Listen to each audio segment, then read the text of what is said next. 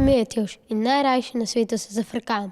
Rad bi videl, da se ljudje smejejo mojim šalam, zato bom šel na pogovor s strokovnjakom za smeh. Pižamo. O, pižamo! Žuja, kako smo, Tevž? Dober. Najprej me zanima, kakšno pižamo nosi pižama. Ponavadi, ta največja, ki jo ima v trgovini, pa še to moram ponavadi razširiti, da mi je sploh prav. Sedaj pa zares, odkje sploh vzdevek pižama? Ko sem bil star 4 leta, sem šel k numerologini in sem rekel, dajte mi prosim izračunati, kakšen ime si moram dati, da bom lahko, ko bom star 35 let, imel full brado, pa bil gost v infodromu. Kako naj si izmišljam kakšno dobro šalo? Imaš kakšen nasvet? Ja, začne se tako, da pač opažaš stvari, ki so ti zabavne in kaj na njih smešnega opaziš.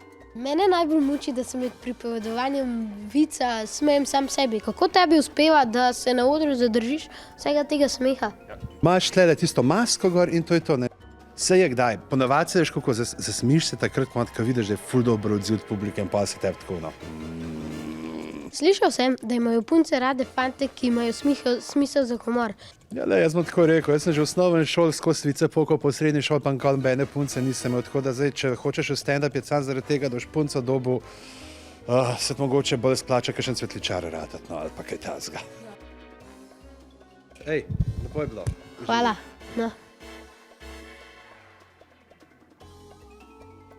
Gresta dva zabotrebca po cesti, pa enega avto zbije, pa drugi reče, kako si lesen. Saj vem, nekaj časa bo še trajalo, da bom tak kot pižama, ampak še vseeno, veliko se smejte in dobro se imejte.